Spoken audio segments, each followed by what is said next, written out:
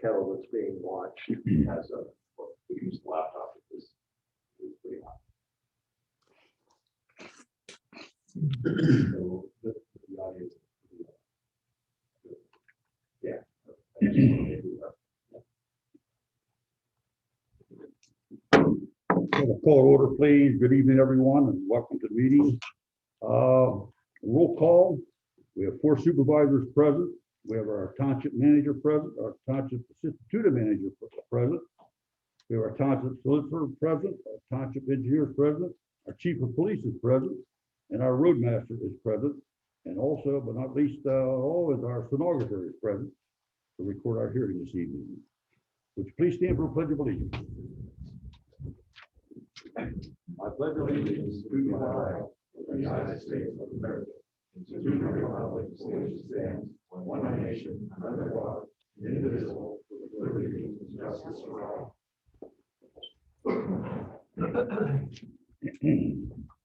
Number 3 on the agenda, public comment time. The Township Board of Supervisors allocates a period of time during this item for those individuals who would like the opportunity to address the Board of Supervisors on any matter. Each person addressing the Board of Supervisors is asked to limit their comments to a maximum of 3 minutes. Mr. Stanek, do we have anyone with public comment?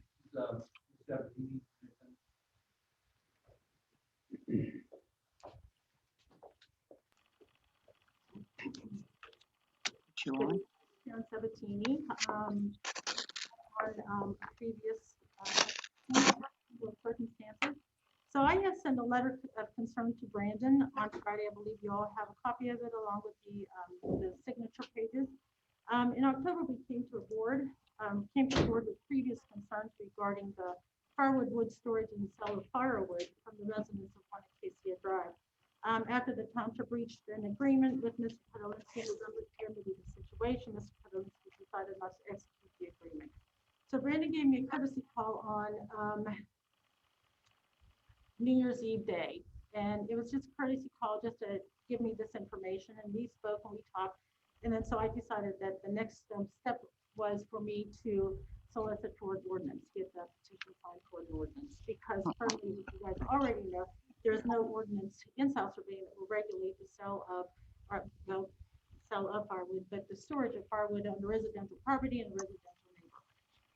So therefore, for years, the resident of 1 Acacia Drive has been stockpiling multiple wood piles, and I provided pictures. So I know you guys are all familiar with this, but nonetheless, but it's stored in this front yard, his side yard, the rear yard.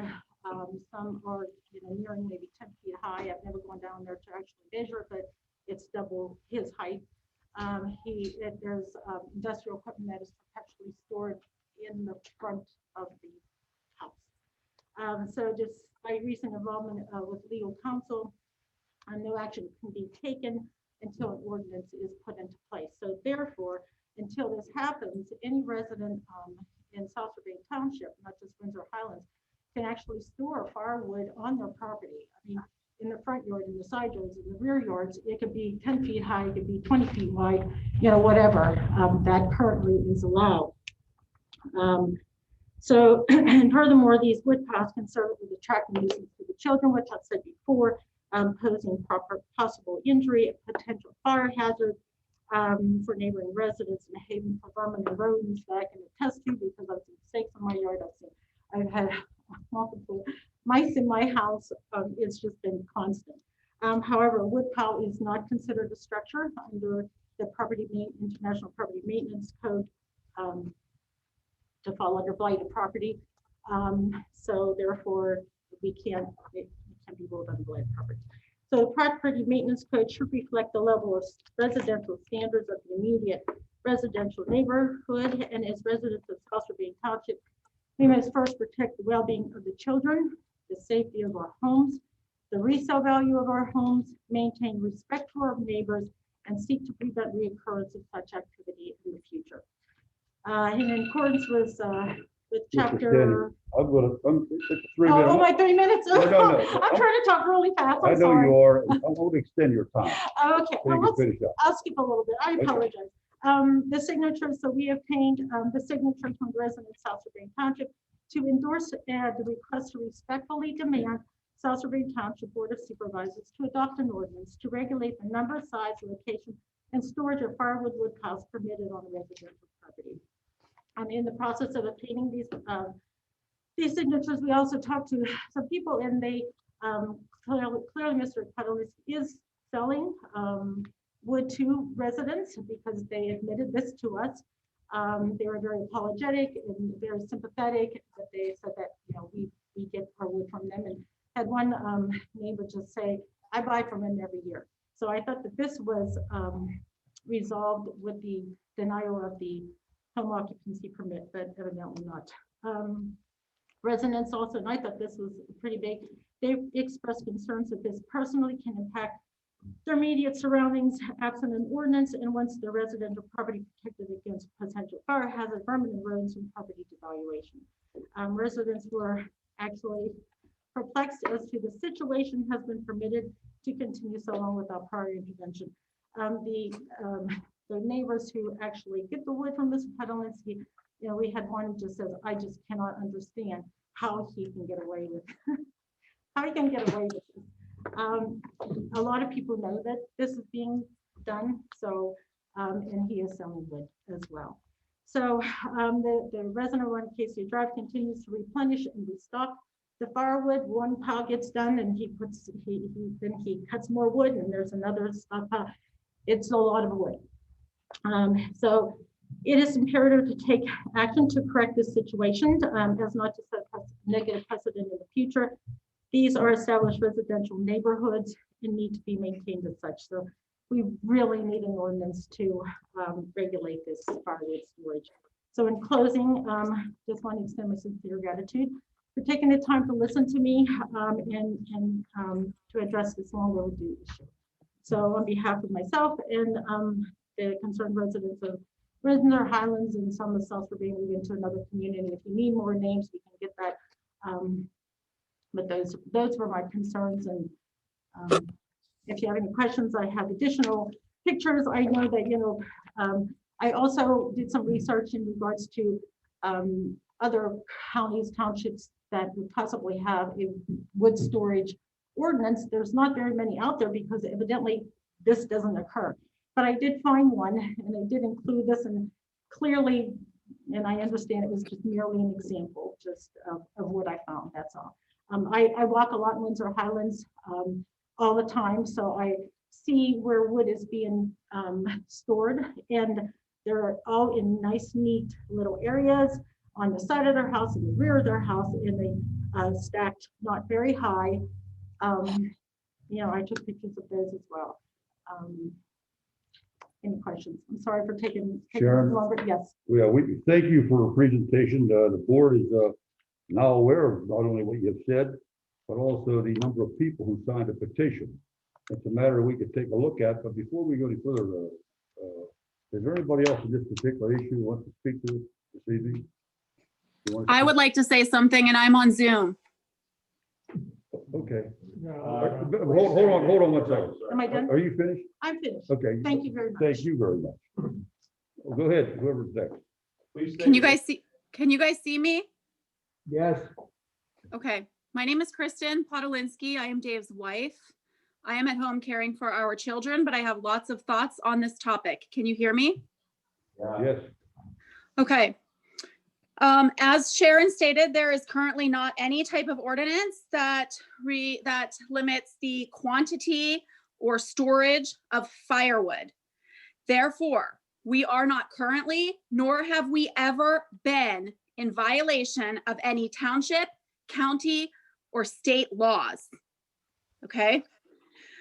How is she proposing to have some sort of ordinance? Because we have 7 acres of property. That's not the typical size of property in our neighborhood, although in South Strabane, there are several large properties of land, acres and acres, okay?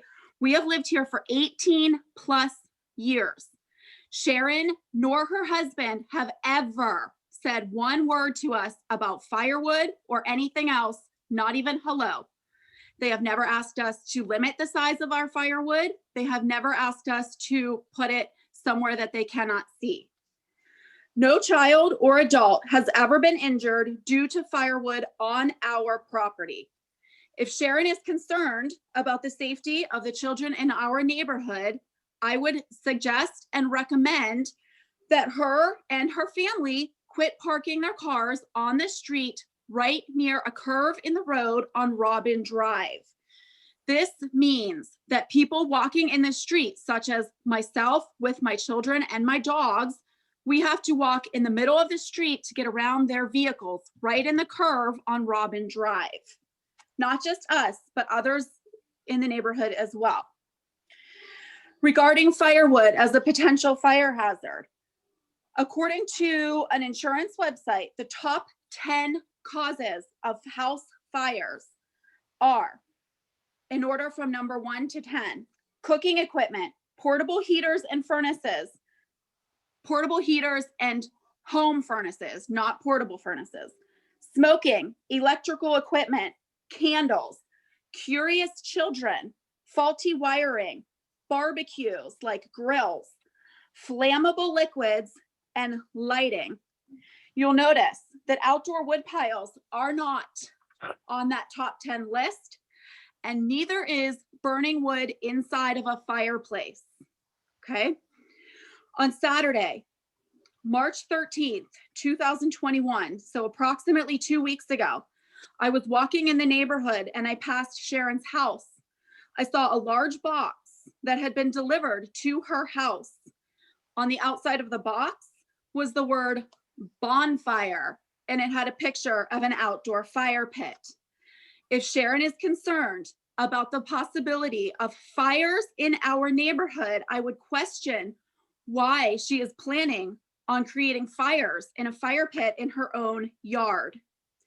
Every single thing that we do every day carries some risk. Everybody at that meeting right now has some risk of contracting COVID, of getting into a car accident on their way home. Everything we do has some type of risk. Nobody has ever been injured by firewood on our property.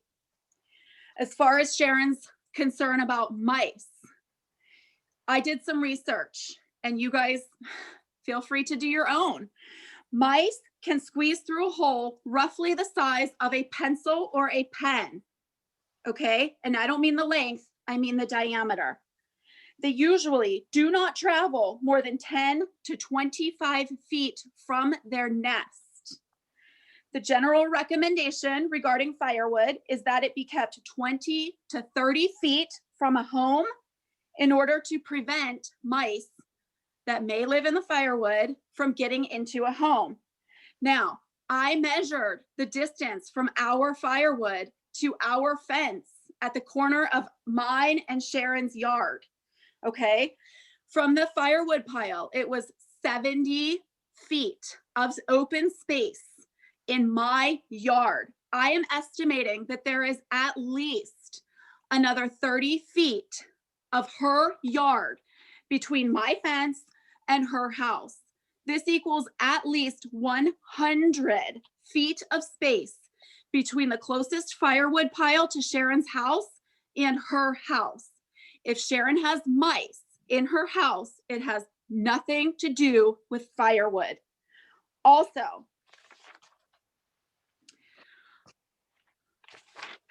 mice are found as often in cities and suburbs as they are in the country. This is according to skedaddlewildlife.com. And I'm going to repeat, mice are as common in cities and suburbs. Okay. If you go to New York City or any other city, you will find mice, and it is not because of firewood. Sharon has stated repeatedly that she does not like the look of our firewood. She has never said this to our faces. Again, she has never said anything to our faces until very recently, and only at these meetings. I went knocking on her door one day because I heard there was a petition going around. I have this on video. I said, I heard you have a petition circulating through the neighborhood and I would like to see it. She said, I don't have to give you anything. And I said, Well, then please give me a copy of it. And she said, I'm not giving you anything. And she shut the door in my face. Okay. Every single person in this neighborhood, in this county, in this world has their own opinions about what looks nice and what doesn't. Today, I was driving through our neighborhood and I saw a little wooden wheelbarrow in one of the yards in our neighborhood. I have included a picture in an email that I sent today. It was a little decorative wheelbarrow that was painted and it had a stack of firewood inside. This was used purely as a decoration for the purpose of looking cute in someone's yard, okay? So not everybody is offended by the look of firewood. I also would invite any and all of you to look at the website called theartinlife.com, and specifically at an article that I found that is called 16 mind-blowing cordwood fences that will amaze you. There are beautiful things that people can do with firewood, and not everybody is offended by its appearance. I would also invite you to Google the royal family, because Prince William and Princess Kate had their Christmas card taken, a family photograph in front of a big stack of firewood. Not everybody thinks it's ugly or offensive. Kristen, What? this is Bob Weber, Chairman. Can you wrap it up in a minute or two? I'll give you equal time to the chair. So how about wrapping it up? Okay. Few more thoughts. We are a single family home. In the past 4 months, the burning of firewood has saved our family $120 per month for a total of $480 since November. If we are unable to store firewood on our property, who will cover that expense? We don't believe that we should have to pay more than we have to pay. We have the means and the wood, and we like to save ourselves some money on heating bills. Sharon got some signatures. I did some math. There are 9,000, as of the 2019 census, there are 9,430 residents of South Strabane. Wrap it up. I told you. I'll give you more minutes to share it. Are you I'm finished? sorry? Are you finished? You don't want to let me finish? So hurry up and finish. Let's go. Okay. We feel that Sharon is harassing us. We have gone to the South Strabane police and reported her. She is harassing us. We have had people showing up at our house, including some of you guys at the meeting. We've had people in our yard taking pictures. We've had cars driving by. Most of the residents of Windsor Highlands have no idea that there's a house here. If you stand on the corner of Aspen Drive, you can only see a little tiny sliver of our roof. You cannot see most of our property. I have more to say, but it doesn't seem like you guys want to listen. I will say this too. Several homes, 4 in our immediate vicinity, have sold quickly in the last few years. So Sharon is concerned about home value, but 4 houses right near us have recently sold quickly. And one more thing. I was recently walking and I saw a neighbor and I asked her, did you hear anything about a petition going through Windsor Highlands? Kristen. What? We'll get the message. We have your report and we'll take other advice. I want to thank you for your presentation. We're going to move on. Thank you very much. Okay. You want to say something? I'm good. Okay. Is there anyone else on this issue? You get your 3 minutes. Yep, you get 3 minutes. You want to raise your hand or All right. Anyone else on public comments? Yeah, does anyone else in the audience have a comment to make? Hi, Charlene Scavati. I'm on Zoom. Okay, Ms. Cavani, before you start, this is Chris Garland, solicitor. If you have comments regarding the zoning hearing coming up in Meadows Lane, I suggest you that hearing. I'm sorry I couldn't hear you, but I think you're saying just save it. Yes, if you have comments for the Meadows Lane zoning hearing, hold it for the hearing. You go on that record. Okay, because your audio is really bad. Oh, I'm I'm sorry. Can you hear me now? I said wait for the hearing if you want to comment on the zoning hearing. Yes, I'll just wait as long as I can comment. Yes, we'll have to change on that record. All right. You want a motion to refer that? Yes. Sharon, we're gonna have move a motion right now to refer this to the planning commission, okay? To them to take a look at it first, okay, give it a thorough investigation. So moved. Can I say one? You were correct. My husband does have a dog having parking on the street, and I get mad at him all the time about it. So yes, he is correct. Okay, In the stove that, it was a fire pit that I bought for my son, which is for his birthday. He was up in the north. It's a stainless steel self-contained fire. That's all. It's probably about that big. okay. And that when she came to my door, it was a very aggressive visit. Have it on video. Yeah, okay, play your video. I know exactly what I said. And she was very aggressive to another neighbor. And the reason we haven't talked is because you were very aggressive to my husband when you first moved. Okay, Sharon, It's okay. Sharon, Yes, I'm sorry. we have a motion on the table, Yes. and I'm looking for a second. I'll second it. Thank you, Mr. Murphy. Any further discussion with the board members? All in favor of the motion to refer this to the planning commission, please indicate by saying aye. Aye. Motion carries 4-0. Okay, we're gonna move on. Thank you very much. I'm sorry. Okay. Okay, number 4, looking for a motion to accept the resignation of Thomas Moore from the Strabane Township Board of Supervisors. I'll make that motion. Thank you, Mr. Lukasich. I need a second, please. I will second with the sentiment that we will miss Mr. Moore and we salute his service to the township. Thank you, Mr. Burns. Any further discussion? I will comment, Mr. Moore, I agree with Mr. Burns on his service to the community for 11 years in here. And I'll miss him, not only as a fellow board member, but also as a friend.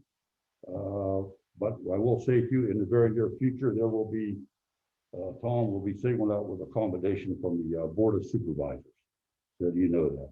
Okay, at this time, Hold on, yes. one second. You know, he was the type of guy that volunteered for the township. And he was in his 80s and he was still working for the township. And the amount of years that he put in here, you know, we need more of that from people in the township. And I'm not seeing it. He was all for us. And I really hate to see it go. Yeah, thank you, Mr. Davis. Yeah, we all feel the same way. We're very fond of him, very fond of him.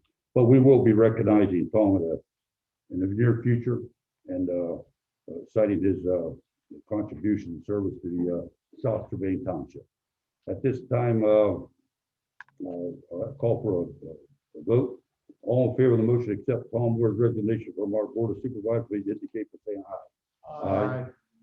Thank you. Motion carried 4-0. Now, at this time, the Board of Supervisors decided allocating this time to those individuals who would like to be considered by the board to fill the vacant supervisor position. I understand we have some folks here tonight that might be interested in that particular position. They'd like to speak on their behalf. Russ, you want to give the thing first? Russ Grego, our roadmaster. Let's pull that mic down a little bit closer to you. There you go. Good evening. My name is Russ Grego. I live at 645 Manifold Road. I've been a resident of the township for 63 years, born and raised here. I'd like to give you a little bit of my work history. I started in construction in 1980 with Ryan Homes. In 1985, I started my own construction business. I had a residential building. It was very successful. As this went on, I became friends and co-workers with some of the old supervisors. Watch that word old. Well, yeah, me too. Just kidding. Yeah, no, me too. And they contacted me and wanted to know if I was interested in taking the position at Washington Park. At that time, South Strabane, North Franklin, East Washington, and the city of Washington had a board put together and they ran Washington Park. It was very successful. And I accepted that. And one of the programs that we had was the First Step program. This is kids that didn't have enough credits to graduate from high school. And they had a summer program there that I ran. And we taught them carpentry, basic electric, drywall. And it was a very successful plan. It only lasted 2 years though. all 12 of the kids that I had all graduated from high school and went on to live successful lives and all into construction, building houses. So that's something I was pretty proud of. I helped with the development in Washington Park, in the building of the Kiwanis Pavilion, the old Boy Scouts Pine Room, we turned into the office, and the maintenance garage. This was all done with the First Step program with kids. And I ran the Washington Ice Rink, worked there for the 10 years, and then I was asked if I would be interested when the 4 dropped out and the city took over Washington Park, and coming to the road department and help with the development of the parks and working the construction in the township. And I accepted that. That was in 2007, or no, that was longer than that. That was 24 years ago. And I was in on the building and development of community park with Reed Mankey, and I think Mark was on the park commission at the time. We built a kitchen at Billy Bell and updated all the playground equipment throughout the park. Through the 24 years, we did a lot of upgrades in the township, the sign upgrades, the road upgrades. In 2007, I became the public works director, and we have paved 17 miles of road in the last 13 years, and very aggressive pipe and catch basin replacement throughout the whole township, upgrading a lot of it in the country to go with the MS4 program. I've worked for the township and the residents for a combined 34 years. That's including Washington Park time I spent there. The knowledge of the township that I've learned in those years, I think would be helpful, and I could bring that to the board and work with the board.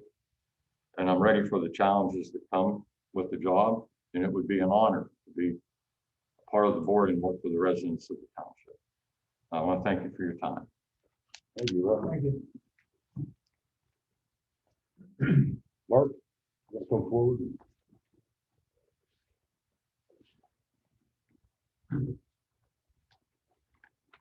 First, I want to thank the board for allowing me to speak. I think that says transparency and willingness to listen. I am not a native of Washington County. I was born in Greene County in 1950. Went to elementary school there and junior high, where I met my spouse of 49 years, Deborah. And we've lived up here on Bow Street, I'm 23, for the last 4 years. And what I think I can bring to the board, which is demonstrating the wonderful amount of leadership in trying to make South Strabane a better community. I think what I can bring with my 34 years of teaching experience, combined with the part-time job that I had with the House of Representatives as a legislative aide, I was working with all state agencies, PennDOT. I helped to organize events. I was a liaison for fire companies, nonprofits, school districts, the state police, and all the township supervisors in Greene County. I worked with Cheryl Barnhart, as you know, who's the president of the association. And in that capacity, I think I had a grassroots understanding of the kind of challenges that people like Russ had to encounter, and wish they had more folks like Russ down there, because that kind of success record is the kind of thing that he should be proud of, and you should be proud of as well. But I feel in my capacity as a person who enjoys solving problems, I feel very tied to this community. Even going back to my childhood, when it was a big deal to come up to McDonald's and Kmart and the Union Grill, it's been in my blood for a lot of years, and that's why we moved up here, because we felt a connection. And especially now that I've gotten to see South Strabane and work with the green team, picking up litter and talking about the environment. Also, the steering committee that I'm on for the parks, I've really learned a lot and really enjoy being part of seeing the community of Sauster being grow and get better. So thank you for listening, and I'll take any questions if you have any. Just a comment, we're very pleased that you presented yourself tonight. Thank you very much. Thank you. Is there anyone else, Brandon, you know? No. Okay, thank you, Russ. Thank you, Mark, and we'll move on. Number 5, meeting minutes. Need a motion to approve the Board of Supervisors regular meeting minutes dated February 23rd, 2021. I'll make that motion. I'll second it. Okay, thank you. Any further discussion? All those in favor of the motion, please indicate by saying aye. Aye. Motion passes 4-0. Number 6, financial business. Approval payroll for the periods February 7th through February 20th and February 21st through March 6th, and bills for the period February 20th through March 19th, 2021. Need a motion, please. Motion to approve. Second. Okay. Any further discussion? All those in favor of the motion, please indicate by saying aye. Aye. Motion carries 4-0. Number 7, announcements. Mr. Stink, I think you have something there you want to talk about? Oh, sure, just a couple things off the top. We have a zoning hearing board meeting scheduled for April 14th.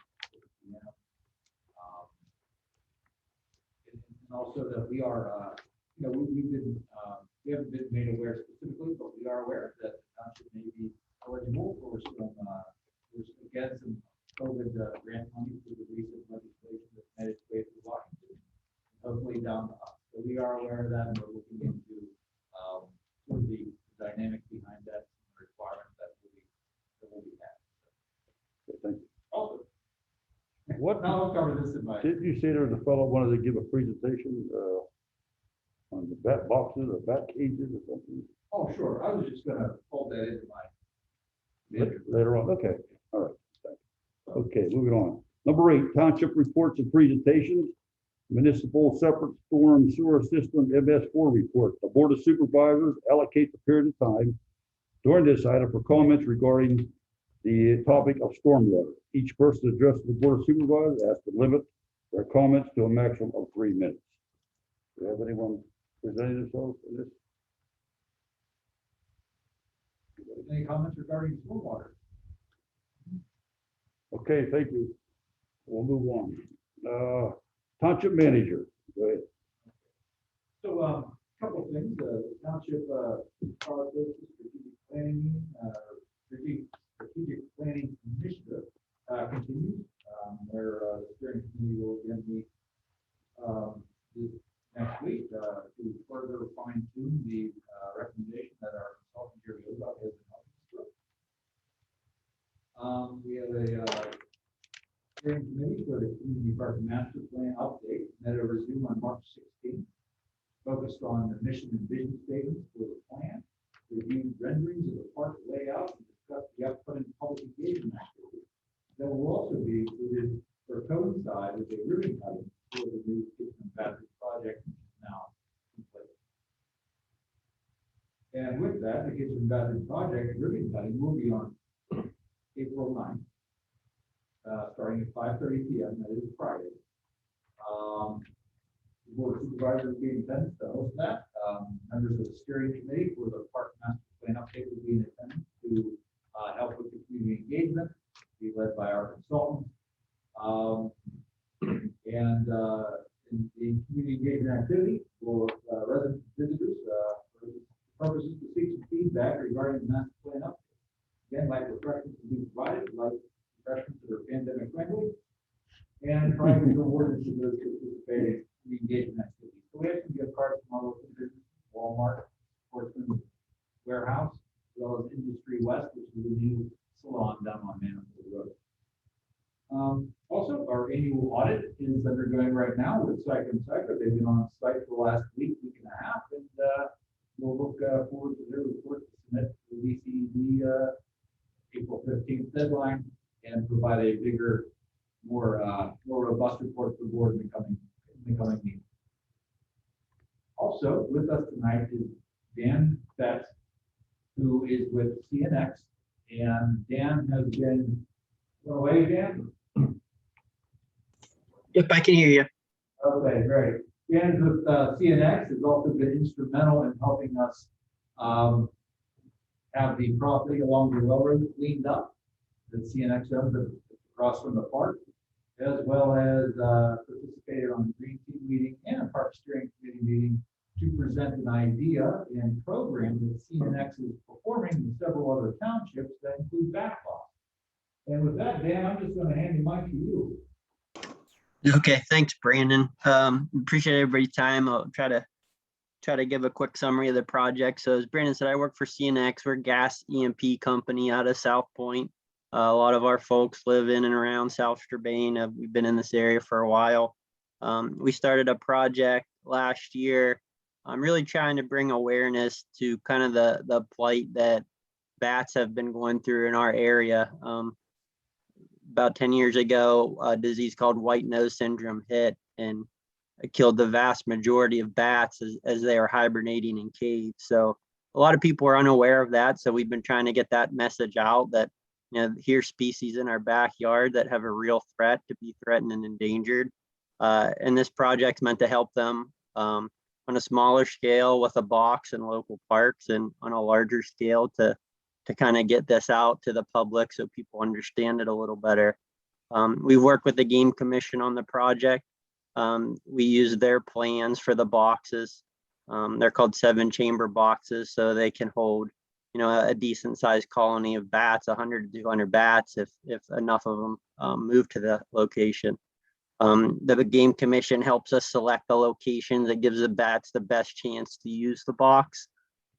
Based primarily on, you know, the heat within the box. So you want to get them early light and make sure they're in a safe place. There we go. And we work with Russ and Patrick and trying to find a location at South Strabane Park that would work well for the community and the township folks, and also for the bats. This is kind of the spot that we came up with. We plan just one single box at the park. They have a 1 or 2 mile radius. And this location is, there's some pictures of ones we installed at Upper St. Clair. Last year we did Upper St. Clair and Chartiers Township. This year we have 3 planned for Peters Township. We're actually installing those on April 8th at 3 of their parks. And hopefully if the South Strabane folks are interested, we plan to do one for them in the next month or 2. But that's the location. We picked a spot that gets early light. It's away from generally where people travel. It seems like there's a little bit of a berm that follows along there that holds water at some points of the year. So there's plenty of natural habitat that exists that may make it a little better for the bats.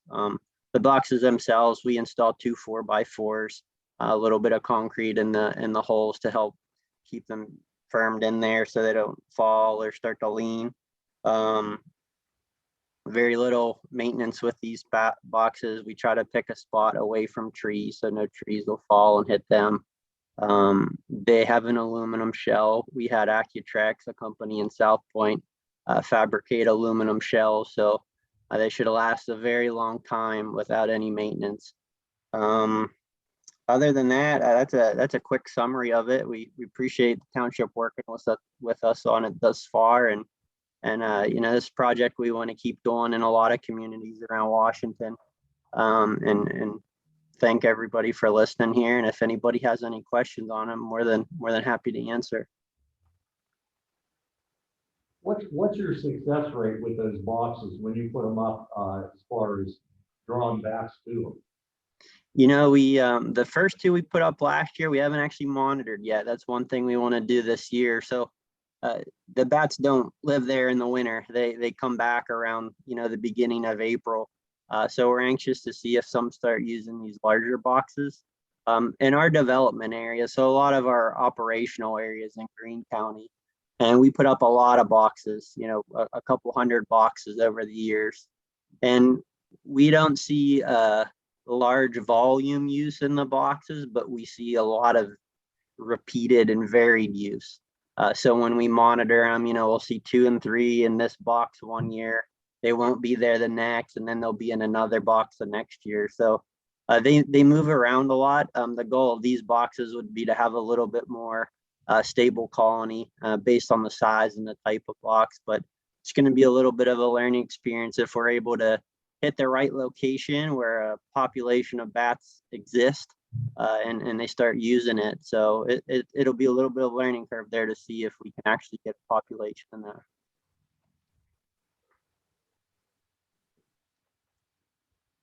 A lot of folks wonder, well, how are you going to get them to use the box? You put some bugs around it or bait them. It really doesn't work that way with bats. Just over time, a few bats will start to use it. If it's a good environment for them, others will come and it'll just multiply from there. So that's the way it kind of naturally happens when it works right. Mr. Chairman, I move approval of the project. Do I have a second for it? Second. Yes, sir. Any further discussion? I got a question for you. I don't want to put a bad light on it, but what about the safety part of it? I mean, has there ever been an incident where if they're located in the park, anybody gets bothered by it? No, the one nice thing about bats is they sleep when people are there. So they really don't want to be out in the sun. They're coming out at dusk and feed at night. So we haven't experienced any issues with it. We also picked a spot that tucks it away from people. Sometimes people do odd things, if they start shaking a box around or something and shake one loose. So we put in a spot it shouldn't be impacted by people trying to harm it, and we haven't had anything to date. Did anybody ever do a count in the area or check to see how many colonies are in the area? Yeah, the PA, it's difficult because, people probably have them in their house and don't know it. I mean, you hear of that sometimes where they find a bat in their house. There's more there than the one they found.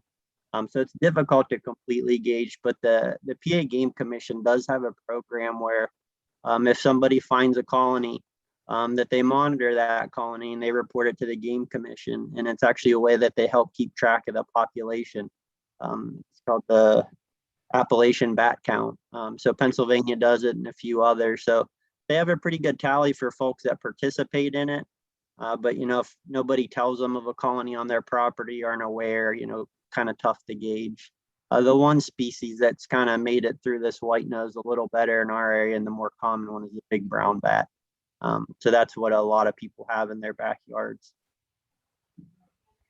I got one more question for you. Sure. At our community park, we would have an evening program. Dark. Would there be a problem? A little muffled, but I think you said if there's an evening program, would there be a problem? No, I wouldn't foresee any issues. Bats don't want to be around people any more than people probably want to be around them. So they're going to be around the streams and the ponds and the creeks, eating insects. It ultimately helps. It helps control some of the insect populations in the area people exist. That's one of the messages we put on the signs, that bats eat millions and millions of insects. So without them, that insect control is gone. So probably more positive than negative there. Okay, thank you very much. Appreciate it. Okay, thanks everyone for the time. Appreciate it. Okay, you got it. We have a motion on the floor. We second it. We're at the point where we vote for it. All those in favor of the motion, please indicate by saying aye. Aye. Opposed? Motion carries 4-0. Okay, want to continue on with your Secretary Treasury report? That does conclude. Oh, well, my Secretary Treasury report has been submitted for the board's information. Okay, thank you. Township Solicitor, Chris. No report. Thank you. Township Engineer, Kevin. Thank you very much. Show a copy of the zoning engineer report. As Brandon mentioned, the community park kitchen bathroom project is complete. So it's going to be a nice asset for your community park. And I know some of you have already offered concepts for the next one that you want to do. That's great. So we'd be happy to help you out with that as well. Kevin, did we get our refrigerator and stove in there? I'd like to probably defer that to Russ. Russ. No, we've gone to a few places and got some quotes. We've been assured by those that they can have them within 2 weeks. All hookups are there and we're ready, trying to get the best price and the best units for that kitchen area. We just recently went to Dawn Supply, it's down on 19. They supplied North Strabane with their stoves and their refrigerator systems. Pat and I went down there last week. And they're going to send us some emails for quotes to compare pricing so we get the best prices for the town. Thank you. We did? The other item to touch on is your cure in place contract for 2 storm sewer segments on Clare Drive. They're very deep, large segments. They would be open cut, would be very problematic for the residents at the end of the street there. We're going to be lining those on Monday. Standard Pipe Services is going to come in. Ahead of that occurring later on this week, we have to pump some grout into one of them because there's a large cavity at the bottom of it that the liner cannot span over without help. So it's going to be grouted in on the bottom to fill that void, that cavity at the dentist. And then this liner will go through and get cooked. And we'll only pipe it just one day with no disruption to the Thanks, Kevin. First, I want to commend my fellow board members, our township manager for pursuing that project. Even it's long overdue. The bathroom and kitchen, finally have it in place. I want to thank you for your work on it. I also want to thank Russ for all the work he has done, because I know how hard he worked on that project. Anyway, ladies and gentlemen, the new bathrooms down there and the new kitchen, very, very nice. First rate job. We're very pleased with that. Okay, anything else, Kevin? That's it. Okay, thank you. Okay, number 9, unfinished business. We'll move on to number 10, new business. Public hearing for the consideration of an ordinance to rezone a 141 acre parcel IDs 600-001-0000017-18 and 600-001-0000017-23 from a C2 general commercial designation to an R4 medium density residential designation along Landings Drive, Meadows Landing Associates LP. And before I turn it over to the solicitor, Mr. Stanek, would you give a brief description of the project so the folks know what's going on? So the township will receive an application from Meadows Landing Associates LP to rezone approximately 141 acres, which encompasses portions of 2 separate parcels along Landings Drive, C2 general commercial, 2 R4 medium density residential zoning. The applicant is also seeking final master plan approval for the proposed Meadows Landing planned residential development on the aforementioned site, which will be considered as the next agenda item. The purpose of the proposed rezoning is to accommodate a mixed dwelling PRD comprised of 101 single-family detached units, 146 duplex units, and 87 townhomes, totaling 334 units. The applicant participated in several meetings with the I planning. can't hear what they're saying.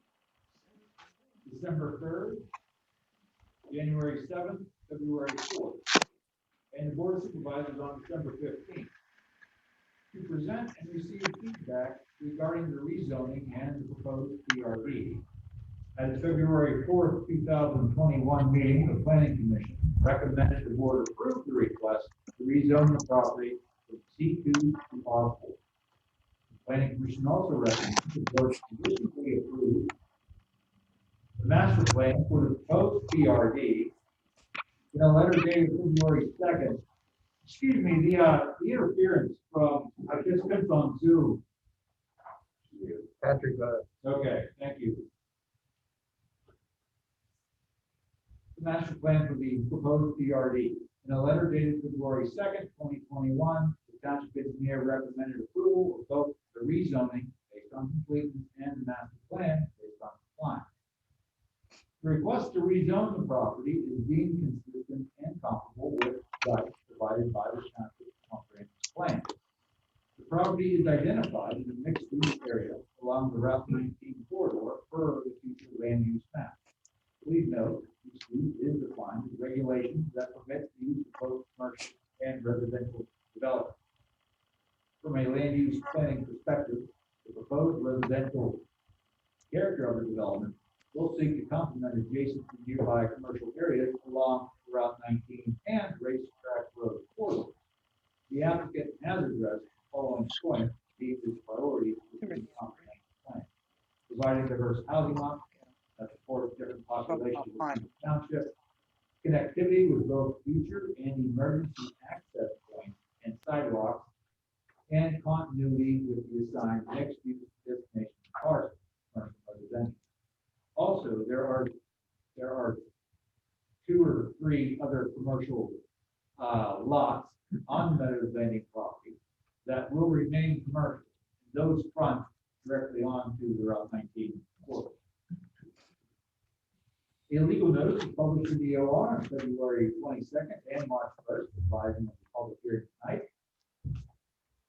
And the letter was mailed February 18th to the affected property owner, who is the applicant. Advertising of the public hearing is also posted on the applicant's property for the requirement of the code. In attendance tonight, we have Mr. Alan Beachy of Scheffler and Company, representing the applicant, as well as several of the members of the development team. And that concludes my update. Okay, Mr. Stanek, thank you. Mr. Farman, go ahead. Yeah. For the benefit of the public and the board, I'm just going to explain briefly how this hearing is going to be conducted. Initially, I'm going to identify and place a number of exhibits A through D on the record and hand these to the court reporter. At that time, I'm going to ask the board to make a motion to move those documents into the record. When that is done, we will open up the floor for the applicant to give a presentation. At that time, the board will have an opportunity to question the applicant. After that occurs, the public will have an opportunity to place comments on the record, and the applicant will have an opportunity to respond. At that time, if the board doesn't have any further questions or comments, I will ask that the record be closed, and I would ask the board to hold under advisement until we can prepare a findings and conclusions to be adopted at the next meeting. Okay, with that being said, we had here was Exhibit A, the minutes of the December 3rd, 2020 Planning Commission. Exhibit B, minutes of the December 15th, 2020 Board of Supervisors meeting. Exhibit C is the minutes of the January 7th, 2021 Planning Commission meeting. Exhibit D, the minutes of the February 4th, 2021 Planning Commission meeting. Exhibit E is the legal notice for this hearing published February 22 and March 1st. Exhibit F is a copy of the public notice that was mailed to the property owners within 300 feet or as required by the NPC. Exhibit G is a traffic statement submitted by Meadows Landing. Exhibit H is the rezoning application submitted by Meadows Landing. Exhibit I. Exhibit I is proposed ordinance with the legal description of the property to be rezoned. Exhibit J, proposed master plan for the Meadows Landing planned residential development. Exhibit K, Meadows Landing master plan zoning data. Exhibit L, Meadows Landing rezoning legal description and plot exhibit. Exhibit M, the Meadows Landing rezoning narrative. Exhibit N, Meadows Landing existing zoning map. Exhibit O, Meadows Landing proposed zoning map. Exhibit P, Meadows Landing future land use. Exhibit Q, township zoning map, including before and after maps of the proposed rezoned area. Exhibit R, the township engineer's review letter dated February 2nd, 2021. Exhibit S, written comments submitted by Ms. Charlene Scavati, which were provided to the Planning Commission at the February 4th, 2021 regular meeting. Exhibit P, correspondence, reports, and documents submitted from the township file regarding Meadows Landing. These documents were provided to the Planning Commission at their February 4th, 2021 regular meeting at their request of the December 3rd meeting. Exhibit U information provided by Mr. Hal Kessler regarding the summary of the status of litigation between the Supervisors and the plaintiff previously regarding other their civil disputes. That was also requested by the Planning Commission and provided at the February 4, 2021 Planning Commission meeting. And lastly, Exhibit B is a copy of tonight's Township action item as read by Mr. or as reported on by Mr. Stan. With that, I'm going to ask the board. Mr. Chairman, I move that the exhibits A through B be entered into the record. Thank you. I need a second to that motion, please. Mr. Murphy, thank you for the second. Any further discussion? All those in favor of the motion, please indicate by saying aye. Aye. Opposed? Motion carries 4-0. Okay, and with that, I'm going to open up the floor to the applicant to give us their presentation and request for rezone. Hello, everyone. My name's Alan Beachy. Can you hear me okay? Yes. Okay. For the court reporter, most of what I'm going to talk about is from the narrative that you have a copy of now, so you can refer to that. Next, I really want to thank the staff. That was an excellent, I do this a lot, and that was an excellent presentation. You're going to make my job a little easier. So I'll just try not to repeat all of the information that everyone already provided. As they noted, I represent Meadow Landings. I'm a senior engineer with Scheffler Company in Sewickley. I also live in the area in that other Strabane. With with that said, everybody I know is familiar with our property out there behind the Speedway. And what we'd like to do is our total land area out there is about 65 acres, something like that.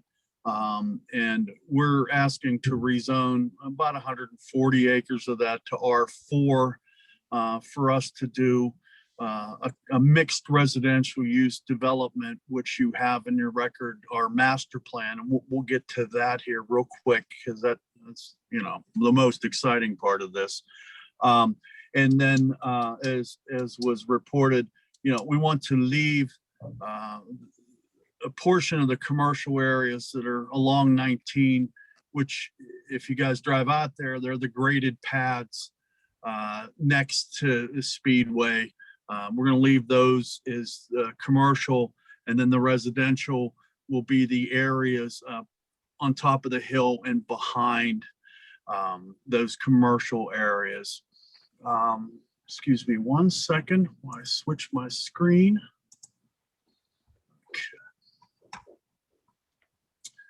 Meadows Landing Associates is the owner of the property, as noted, and is to be the developer of the proposed residential development. They gave you all the particulars about the land. I'm going to go ahead and then move into the master plan. I don't know if you guys wanted to put that up onto the screen. But basically they already covered that, you know, it's our opinion that what we're proposing to do represents a mixed use development with the commercial and the residential uses, which is laid out in your comprehensive plan as a appropriate type of use for the future land use map in that area. So we feel it fits very well with that and the adjoining lands, which are zoned A4 and A2, and then in the back along Fisher Road, it's also zoned agricultural, but it's on the future land use map as proposed mixed use. The master plan, when we look at it, contains, thank you, Patrick. We're a little slower. Hold on, those guys. That's all right. Okay. There we go. Okay. Don't worry about it. I'd love to explain the colors to you, but I'm colorblind. So what you're looking at there is, I guess, the salamander color or the singles. I'm sorry. Go ahead. Go ahead. Oh, I Keep thought going. somebody said something. The singles which represent, we have about 100 single-family dwellings that meet the PRD requirements for lot size and setback and whatnot. And then to the left side of your screen, that color represents duplex units. And then the yellowish color represents the townhouse units that we're proposing, which we have currently shown there. We have 87 townhouse units, and the duplex units we have right now, we have 148 units. As we go through final design and the grading, we'll end up losing or gaining a unit here or there. So those numbers are approximate, to a tolerance of a couple, but they're pretty close. We've finished the grading, and we've just started design of utilities on there. So we're pretty far ahead on the design, and I can testify that that's the design that we're going to propose, should this be approved and we come back in. The tract itself lends itself to, we have a lot of open space. We're right around about 50% with the open spaces. As you may or may not be aware, that land was originally going to be commercial, and there's quite a bit of design work and construction work, including detention basins and physical improvements that was laid out for the commercial. So down zoning it, not to coin a phrase, but down zoning it to the residential allows preserving a lot more open space, and it also is going to be able to take advantage of those facilities. And this includes the traffic numbers that we provided, evidence from our traffic engineer. The traffic will be less than if it had been built out with commercial, in which we'll get into a lot more detail in future applications. As part of our recreation and open space area, we're proposing a lot of passive recreation surrounding the units, buffering the development from the surrounding properties. We're going to leave as many of the existing woods. There's not a lot of woods on this property, but the wooded areas that are there, we're leaving there for the most part. The steep slopes that were already there, we're leaving for the most part. The detention basins, we're leaving. But in the passive area, we have proposed a series of trails and areas that can be used, to place benches or something like that for more passive recreation that's defined in your ordinance. The community center is intended to be more of an active recreation area. That area has been graded flat, which we have current topography on. So along the cul-de-sac there, we intend to have some type of community building. We call it a community center. The building will allow meetings by the homeowners association, gatherings, birthday parties, graduation parties, that type of thing. We're also in discussions with the end user, the builder, but they like providing a pool as a marketing and recreation. And then the field behind the parking lot where I have the label there, community center, is a big, basically flat field that we can utilize for, any number, ball fields or whatever for recreation there. Getting back to the trails and the pedestrian part of this, the plan and the development will feature sidewalks on both sides of the street in front of the lots. There are some longer stretches of what we call in my business unloaded or single loaded street, where you only have lots on the one side of the street. The sidewalks in those areas will just be on the house's side of that. The sidewalks and the trails, in discussions with the staff in previous conversations, we've included a sidewalk and trail system to come down the hill to the landing drive area, to the existing commercial businesses, to tie the commercial pedestrian traffic with the residential traffic. That's pretty much our proposal. I'm going to ask, if you guys have any questions, at this time, I can answer any questions you may have.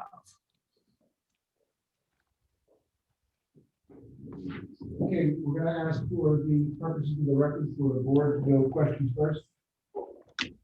Hey, I had a question about your community center. I read it. Yes. Here. Are you gonna have a swimming pool in there? I don't think the final decision has been made. I'd love more input from the planning commission.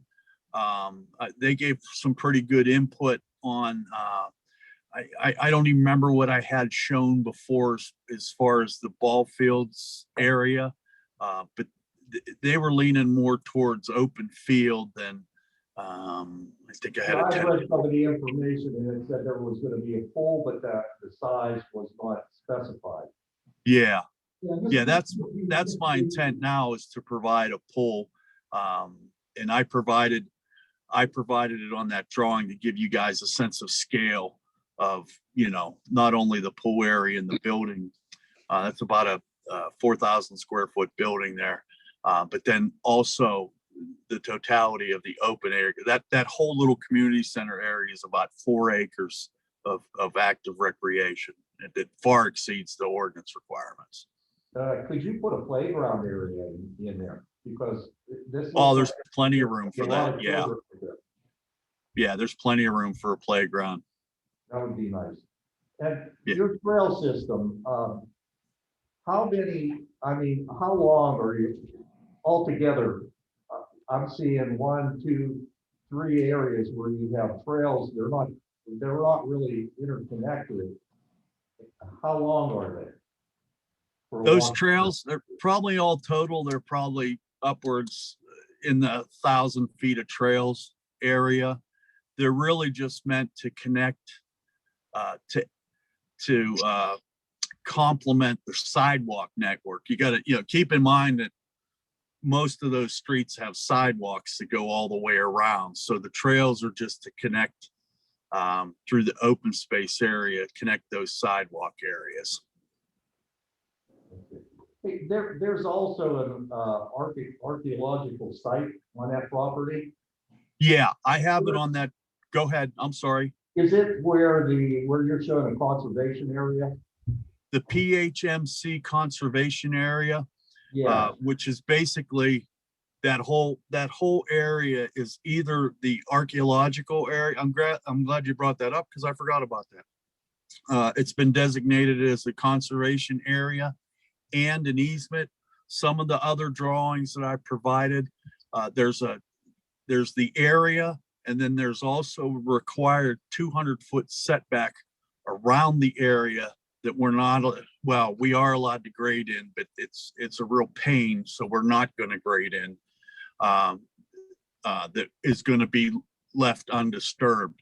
I had some discussions with the staff about providing some type of signage or to commemorate, and describe. And I don't know, and I apologize, I don't know a whole lot about the Native American tribe that was there, or but I know through talking with my clients, I know that Carnegie Science had a lot to do with it. So I know there's a lot of information out there that through the course of this process we can find out, and we can provide some educational signage or whatever for why we preserve that area back there.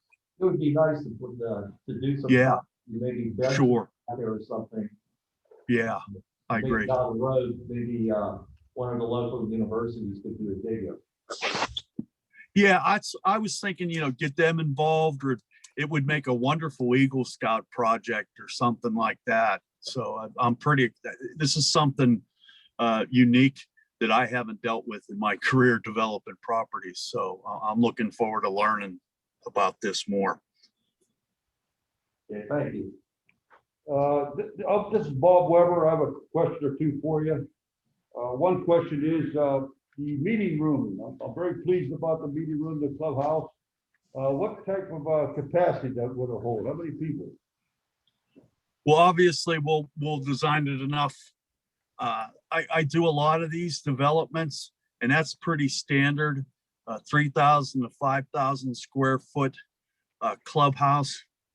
It provides a pretty big meeting room for.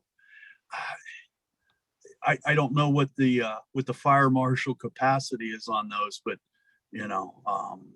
my daughter's 26, and I've been to a lot of birthday parties in those buildings.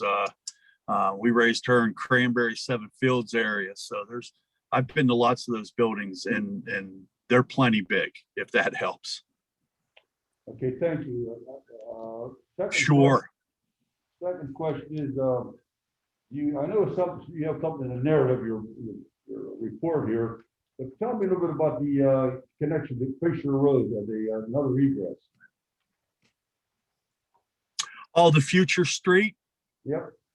Okay. When we went through the planning process, we were asked, and you guys, we were asked to look at potential connectivity between our street system and the surrounding areas. And, long story short, we felt that really the only feasible, due to topography or environmental features or other constraints that we as engineers have to consider on the development itself, we felt that really the only feasible connectivity would be out the top of this drawing that we're looking at and through the Fisher Farm, I believe it's called, to Fisher Road. And so to further that, to further that, we actually provided some designs and some drawings showing that road could be graded from that spot to the highest point on Fisher Road and maintain a very acceptable slope. I believe it was between 6 and 8% from our development to Fisher Road going uphill.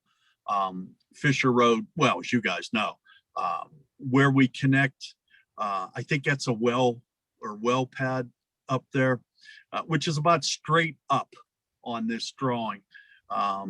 Fisher Road from right to left as I'm speaking starts falling downhill. So if that Fisher property gets developed, and topography, environmental feature wise, it's extremely possible.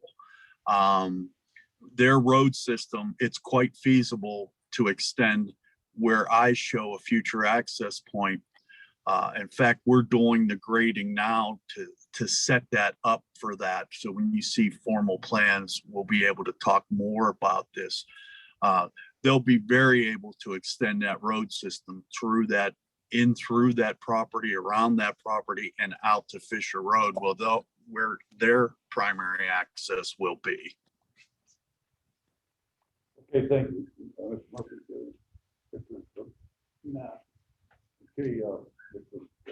we're done. Mr. Burns, the question? Nah. Okay, at this time, we're going to open up to comments and questions from the public.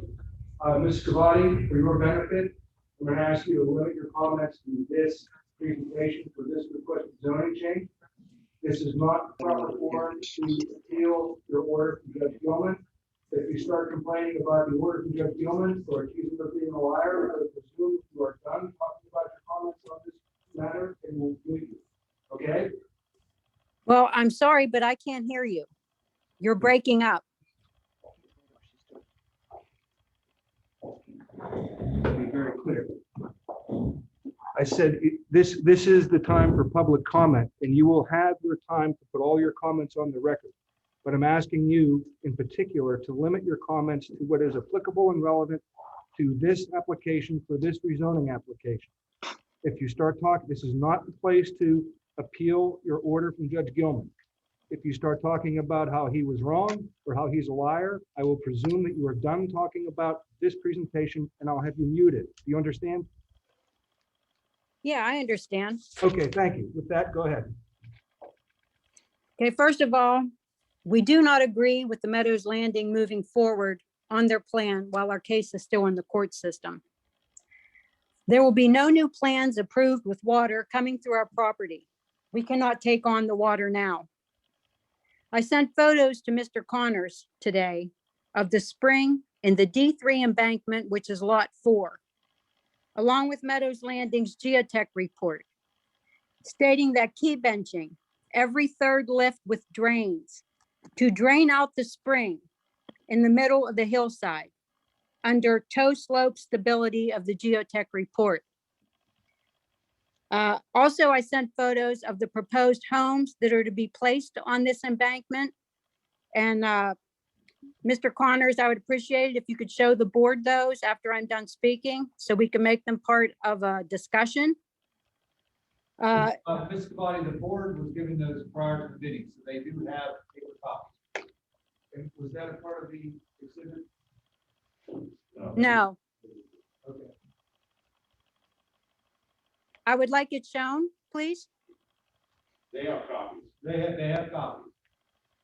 Excavating and fill ordinances of South Strabane, 10920B, 5 and 6, requires, not recommends, benching with drainage on the bench for fill slopes.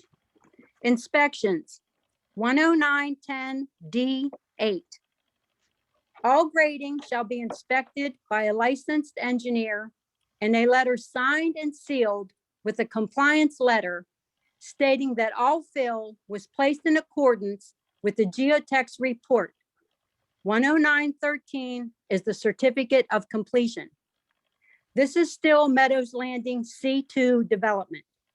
This development has completed phase 1A and part of phase 1. These phases need inspected first in order to move forward. You're playing checkers on the pre-application plan with ingress, egress, passive recreation areas, sidewalks, etc. When 19822B, all phasing must be inspected before moving forward. All the while, we have a fill slope not done accordingly for slope stability. And the photos that I showed, Mr. Connors, has the spring and also has the homes to be placed on there with the geotech report that the township already has. Basin 1 that is currently being reviewed by DEP's engineer and permitting department because the fill used to construct this basin embankment was not approved. It was not approved fill. It was rubble used from their site with rocks used larger than the 6 to 8 inches as required under Chapter 102. Why? Because this basin was modified to a 3-to-1 slope and they didn't have enough dirt, so they used rocks instead, and this is right off the field report of his contractors. The same geotech report showed 2 infiltration tests, proving that where Meadows Landing wanted to put this basin in would not infiltrate. It was found to be impermeable with 2 tests. Meadows Landing put it in anyway. This is off their geo report. They told the geotech that there was no plans at this time for Basin 1 in 2012, and we know that this plan was from 2007. Under 2064. Mr. Cavati, Yes. I'm sorry to interrupt, but do you have anything to talk about relative to the rezoning request? Yes, I don't want this rezoned until these issues are cleared up, and I still have a list of them, please. Does the board want to allow us, do you think this is relevant to rezoning? I don't think this is relevant to the rezoning, but we can let her put the comments on the record. Yes, I would like to put them on Okay, record. continue. Okay. Gateway Sean Donley under 20647, filing as-built plans. Gateway Sean Donley signed off and sealed this basin's plan, stating that it was done according to the as-built approved plan to the best of his knowledge. All modifications must be approved by Conservation District as well as the municipality, and this was not done.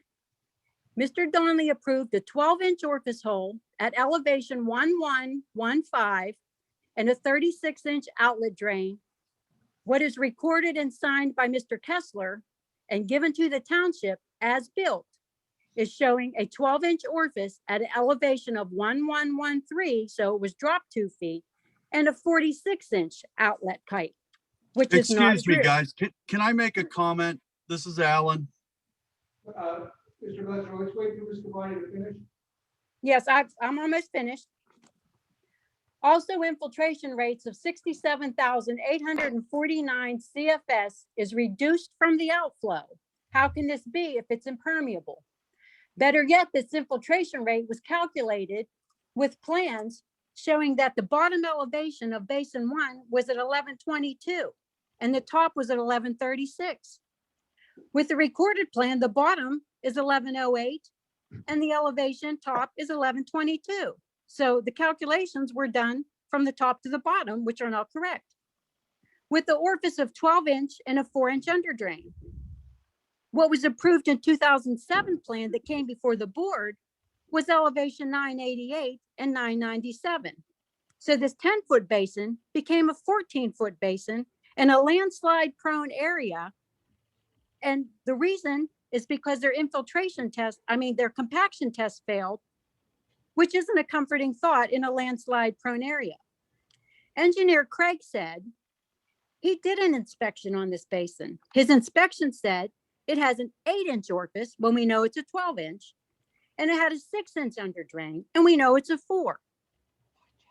Under ordinance 20647, as-built ordinance, a wetland mysteriously popped up where the D3 embankment tow drains pop up and leach out, which was marked 2 days before our trial.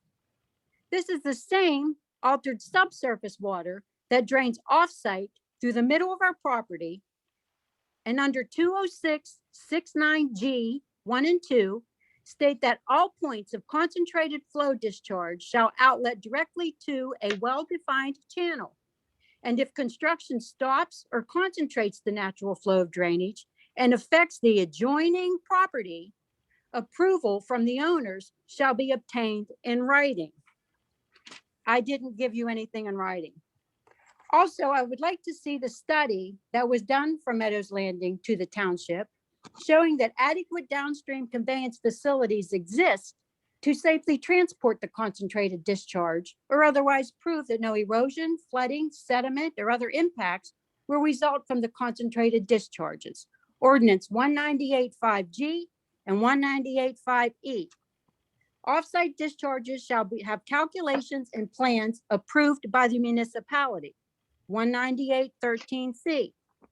Also, let's keep in mind that this stream that is being eroded by feet, not inches, from Meadows Landing stormwater runoff is a first order stream and is considered a sensitive resource in our comprehensive plan.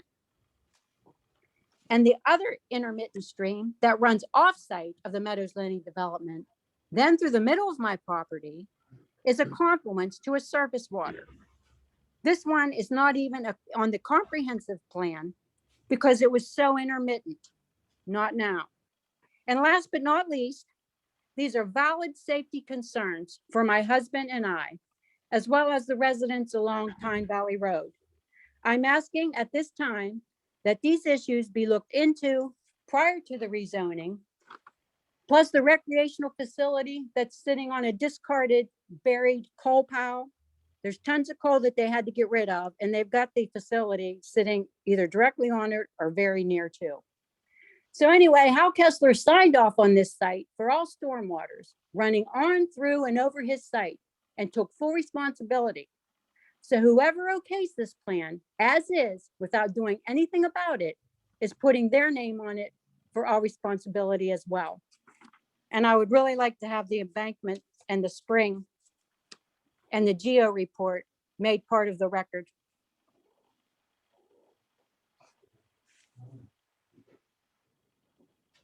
Mr. Betcher, your response? I'm Pardon sorry, me? You said earlier you wanted to say something? was that for me? This is Alan. Yes. Did I say? Oh, okay. Oh, I'm Thank sorry. I keep talking away from the microphone. Yeah, I just wanted to make sure you wanted to hear from me. No, I just wanted, I'm kind of new to, the past on this project, which comes in handy. And I didn't hear anything in there that's even remotely relevant to the rezoning process here. All I hear is, past construction things, that quite frankly, all of that stuff has to be revisited when we go through our formal development plans. It's frankly a waste of time at this point. Are there any other members of the public that wish to put any comments on the record? Can I respond to that, please? Can everyone hear me? Who's talking? Jacob Dean. I'm an attorney with the Summer Law Group here at the request of Ms. Scavati. My firm is representing Mr. and Ms. Scavati in their suit against Meadows Landing. Now, you've already heard from Ms. Scavati about her concerns with Meadows Landing's plans if rezoning is permitted. I just wanted to state for the public record that we object to the rezoning of the land from a C2 to an R4 because we have a case that is currently pending in the Pennsylvania court system. Specifically, we have an appeal that is pending for the PA Superior Court at case number 1279 WDA 2020.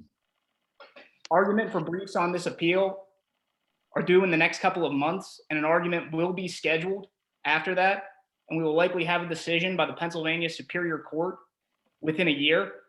So right now, we are requesting that the board table this as is that there's still a case that is pending. Mr. Dean, can you explain how the case over the stormwater from prior construction should be impacting the request for rezoning?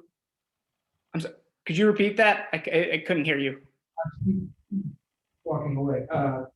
How does the case in front of that's on appeal right now, how is that relevant to the rezoning request? Well, at this point, there's a lot of things. I'm new to this case, but there are a lot of things, as Ms. Scavati said, that we are still looking through in regards to the discharge onto her property. And this case is still pending before the Court of Appeals. And I just wanted to note for the public record that we are objecting on behalf of the Scavatis to the rezoning because we have a case that is still pending. Okay, and I just wanted to make clear for the board why you think that case is relevant to a rezoning request. Could you repeat that one more time? Sorry. Why is that case relevant to a rezoning request? I don't have everything in front of me at this point. I just wanted to note that for the public record. Okay, thank you. Are there any other comments from the public? Yes. Yes. I'd like to follow up Hal Kessler with the developer. I appreciate everyone's time this evening, but if I could just try to encapsulate this in 25 words or less.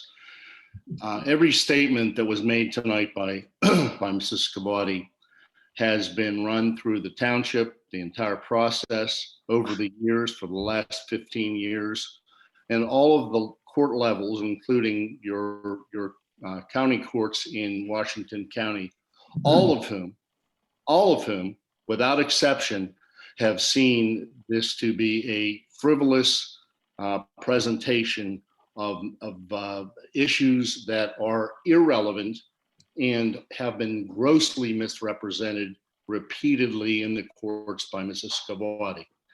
Number two, I want to emphasize that while Mrs. Scavati has represented that none of this has been inspected, that it's inconsistent with plans, it's inconsistent with science, that those statements are wholly untrue. the most black and white evidence is the fact that DEP, who has the final write-off or sign-off on the termination of the NPDES, signed off after inspection by everyone from township engineers who did not sign off, but they're not required to on the permit, our engineers, litany of board members, the Board of Supervisors have visited the site on numerous occasions, along with KLH and everyone else. I just want to make sure that we have provided multitudes of information representing what the courts have said about this frivolous litigation. And I want to make sure that anything that's entered on the record has us representing the case facts, not the misinformation that was presented this evening. Thank you. Are there any further comments from the public? Yes, this is Chester Petrina. Can you hear me? Yes, go ahead. Yes, this is Chester Petrina. I live at 300 Petrina Lane. I've lived here all my life. I have 30 acres that abuts the Meadows Landing. I would just like to go on record saying that I welcome the rezoning to R4. I do have some additional questions for the engineer, but let me first say that I've found over the years the Meadows Landing to be a good neighbor. I've never had any problems with Meadows Landing and the owners, and I think it would be a great addition to the township. It looks like it will be a upstanding development, and again, I welcome it. The other thing I would like to ask is if I could ask now, just briefly, about the buffer zone. I live in an R2 area, so obviously there are ordinances regarding a buffer zone, but there isn't anything regarding fencing. So my main concern with all this, and it's a small one, is that I'd be concerned about people, residents from the development wandering onto my property, and I have a concern with liability issues. Can you help me out with that? Yeah, this is Alan, Yes. the engineer. Yes. And yeah, I'd like to talk to you. I don't necessarily need to in this forum. Okay. I appreciate your comments, but and I know where your property is. Okay. And yeah, I you know, all the buffer stuff we've laid out so far, it conceptually far exceeds the ordinance. But I'd love a chance to talk to you, you know, after this meeting about the specifics and maybe get any ideas you have. Okay, that would be great. Okay. I could just get the information, your information through the township then? You bet. You Okay. bet. Okay, that sounds good. Thank you. Thank you, sir. That's all I have. This is Ryan Klausnitzer from NVR. I'd like to just make it known for the record that Chester, being a neighbor, he's actually next door neighbors to Mrs. Scavati. So it should be on record that, you know, he lives next door and is in favor of the project. And he also lives clear on top of the hill, and I'm in the valley. Are there any other public comments? I have one more comment. Charlene Scavati. Can you just make sure nobody else wants to say anything before we come back to you? Are there any members of the audience here tonight in the room who have any comments? Okay, Mr. Scavati, go ahead. I would just like Mr. Kessler to please explain why his as-built plan is not as-built, why it is recorded as such. Mr. Scavati, I'm going to ask the board if they're going to let that proceed. I really don't think that's relevant part consideration. We need to be on this record. I think that's between you guys. As far as the rezoning goes, the rezoning is probably going to happen anyway. But I think what needs to be said is that things need to be looked into, because maybe embankments can't be where they need to be. Maybe basins shouldn't be where they should be. So this whole master plan for rezoning that they're presenting to you is just a facade until things are checked out for infiltration on a basin that's not infiltrating, the construction of it, and the embankment with the spring squirting out the top of it when you want to pile houses on top of it. Okay, thank you, Mr. Body. I'd like to put a few more things in the record of Canada. Mr. Craig, for the benefit of the board, when the development is set to go forward in land development, the ordinances that Mr. Body was referring to, will that be your job to ensure that the development of the plans conform and meet the requirements of the ordinance at that time? That is correct. Are there any land development plans in front of us at this time? No. Is there any reason for you or for the township to do any of the enforcement procedures that Mr. Body is talking about relative to this rezoning request? To this request, no. Mr. Beecher? Yes, sir. You mentioned earlier that this change from C to R4 will result in more open space. Can you just explain to the board, please, what the effect will be on the amount of impervious material or how much water would be moved as a result of the change from C2 to R4? C2 to R4, the proposed impervious is substantially less than if it was built commercial with large parking lots. And, you know, I don't need to explain that. Everybody knows what we're talking about. Well, for purposes of making a record for the board to make. Oh, I wasn't being smart. I just meant I think everybody realizes through common sense that, you know, a big box store on there with thousands of parking spaces, and I apologize for sounding like I had attitude, is far more impervious than some homes and driveways and streets. As far as stormwater management goes, it is, as far as runoff goes, it will be much, much less, and I'll be able to show numbers when we come in with the actual formal drawings. So I apologize again. Mr. Kessler, can you hear me? I'm here. I'm sorry. We have submitted for as exhibit U information provided by you to the February 4th Planning Commission meeting. That is the packet that was submitted by you. Is that a complete packet that you were referring to earlier about the information that was submitted to the board regarding the status of the various lawsuits? Is it complete? Well, It's I can say it's wholly accurate. I think we included judicial opinions. We included statements from those opinions, and we gave a 100% accurate assessment of the litigation to date. Now, I believe that it's been, again, taken on appeal by Mrs. Scobati.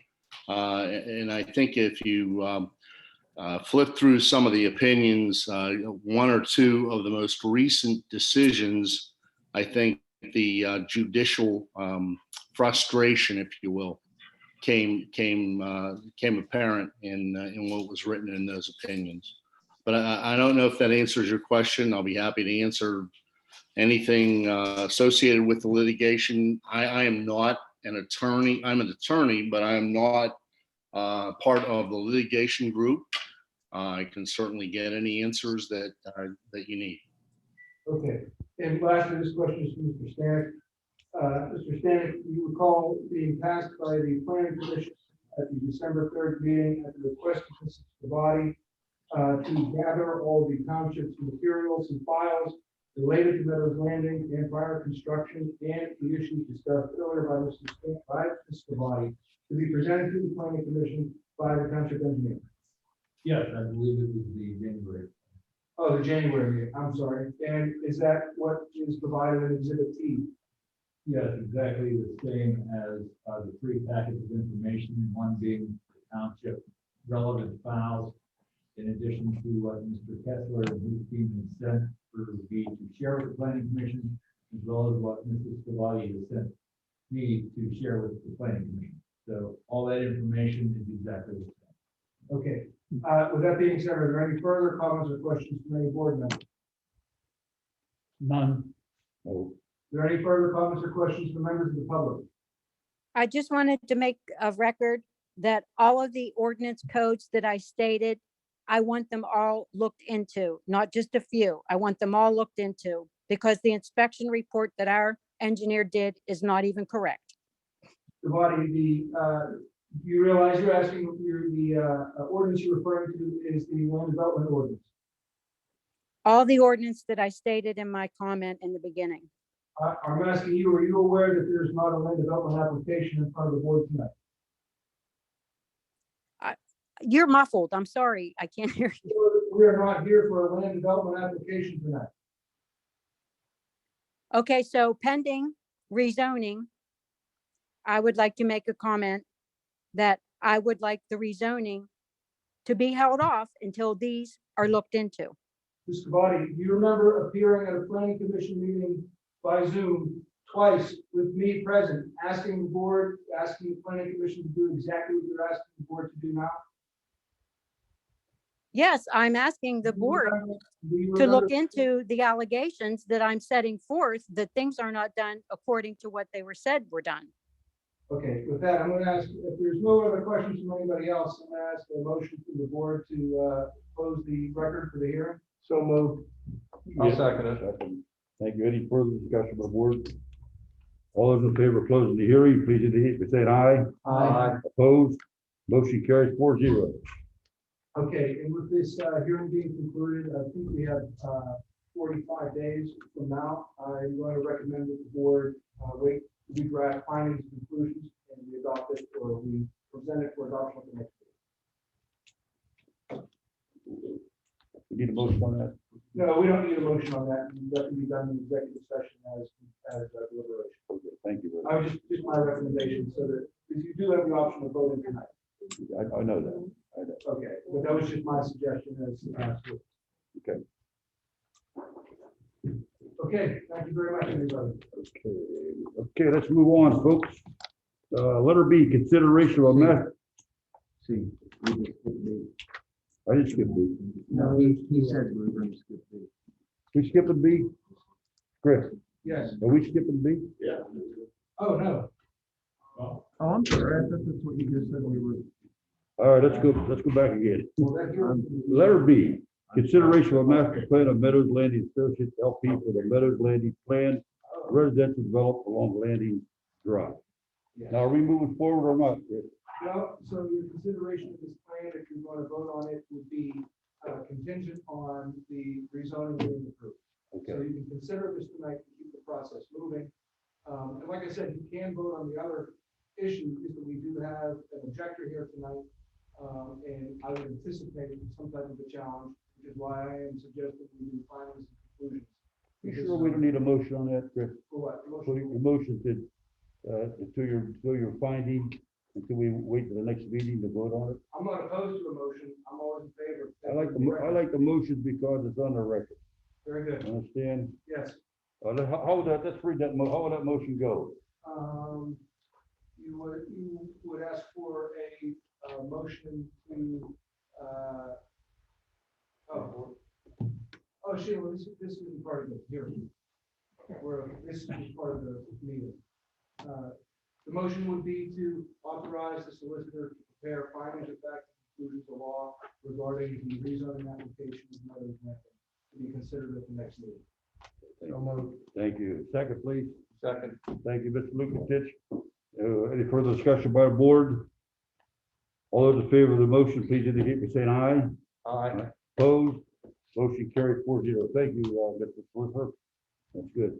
Okay, we're going to letter B now, right? We're going to consider that. Okay. Yes. Consideration of master plan of Meadows Landing Associates LP for the Meadows Landing Plan residential development along Landing Drive. Mr. Stanley, give a brief one, will you? Sure. Given the property that we had just received an update on with the proposed rezoning, the proposed PRD, master plan in front of us, should the board accept and approve the master plan, the developer will prepare the necessary documents for subdivision, land development, and conditional use approvals in the coming months. It is important to know that the proposed development is going through the aforementioned approval process and must comply with the township zoning and subdivision and land development codes, unless variance and modifications are granted, which may alter the approved master plan De minimis changes are expected and will be reviewed by staff for compliance and consistency with any approved master plan. This specific PRD consists of the following: 334 units equaling 2.35 units per acre, with a total allowed area density up to 12 per acre, which is the minimum standard for R4 PRD, and they are either met or are more favorable than the code requirements. Infrastructure served by public sanitary sewer system that will become part of WEJA, or existing stormwater detention ponds which hold water for a short period of time and then release, that will remain private, and a underground subterranean conveyance system that will be dedicated to the township. Parks and Recreation, we heard the engineer, Mr. Beatty, talk a little bit about the recreational amenities, and what has been communicated to staff, what has been communicated here to a point tonight, is that the provided open space, roughly 48% of the entire property. An outdoor pool, and an accompanying 3 to 5,000 square foot community clubhouse is also going to be looked at to be provided. This recreational area is provided with a parking lot. The applicant also outlines a 4-acre low-impact recreational area adjacent to the clubhouse. Additionally, there are 3 walking trails connecting the various portions of the PRD with the sidewalks. And the sidewalks are located along both sides of all public streets within the development, where homes are on both sides of the public street. And lastly, buffer areas are provided around the perimeter of the proposed PRD as required by the code, and will differ depending on which zoning district they join. When we talk about connectivity, the developer has proposed a future street connection established leading to Fisher Road in the event that neighboring parcels to the west develop. Additionally, sidewalks are also provided along both sides of the street for planned future connection. Lastly, the applicant provides connectivity through a system of sidewalks and trails to the existing commercial development along Landing Drive. Mr. Chairman, I move the approval of the master plan. Contingent upon approval of the rezoning request. Certainly. Bob, I have a question. In this, for Parks and Recreation, once again, we're talking about an outdoor pool. Yes or no, or are they gonna pull one in? Yes or no? Brandon? Mr. Beachy, would you like to address that now? You go on. Sorry, I had to unmute my my thing here. Yeah, it sounded it's a little muffled. It sounded like someone wants me to testify basically that we're going to put a pool in, and yeah, we'll put the pool in. There you are. There's the answer. I'll be the first one in it. We moved the motion. We have a motion. We have a second to this motion. I'll second it. Once again, Brandon, would you reread the motion so we can vote on it? Sure. Approval of the master plan for the Meadows Landing planned residential development for 141 acres, contingent upon the approval or having, the approval of the rezoning to the R4 zone. Okay, thank you. All those, any other discussion? That's good. Okay. All those in favor of the motion, please indicate by saying aye. Aye. Opposed? Motion carries 4-0. Let's move on to letter C. Thank you. Thank you. Thank you for your presentation. Thank you. Letter C, motion approving a resolution urging Pennsylvania Independent Regulatory Review Commission to reject the proposed carbon dioxide budget trading program regulation as part of the regional greenhouse gas initiative. Mr. Stanek, briefly. The township is in receipt of a request from the Washington County Association of Township Officials, encouraging member townships to pass the resolution that's before the board this evening. In summary, Governor Wolf directed the DEP to develop regulations that would facilitate Pennsylvania's entry into partnership with the Regional Greenhouse Gas Initiative, also known as RGGI. The RGGI is a multi-state program in which each state regulates carbon dioxide emissions from electric generation plants by imposing a cap and then a tax on those emissions with the intent to reduce in-state carbon dioxide emissions and generate revenues to fund non-fossil fuel related projects. The DEP has submitted a proposed carbon dioxide trading program regulation to and received approval from the Environmental Quality Board, or the EQB, in September of this past year. This is subject to a public comment and review by the Independent Regulatory Review Commission, which is ongoing at this time.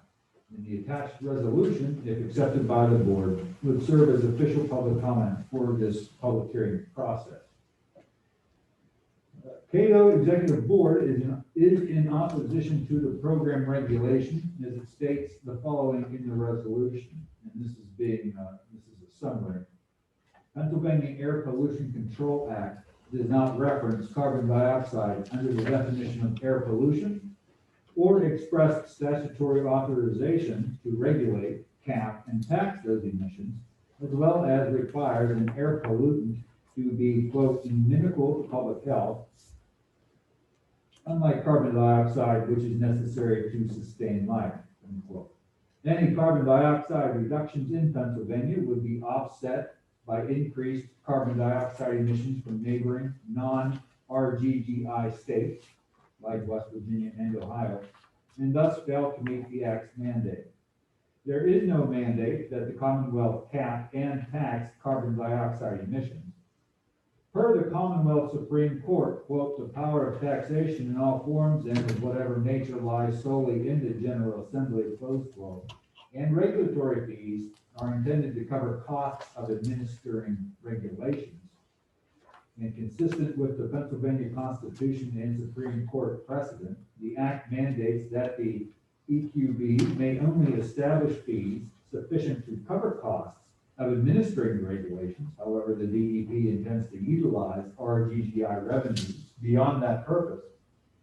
The Pennsylvania Constitution precludes the General Assembly from delegating taxing power to an unelected board such as the EQB. The $2.4 billion RGGI tax will be imposed on all coal and natural gas electric generation plants in Pennsylvania, which DEP models indicate the elimination of 87% of existing PA coal generation by 2022 and impair future competitiveness of natural gas plants. And the forced early retirement of coal and natural gas plants will lead to the loss of thousands of jobs supporting the electric generation industry.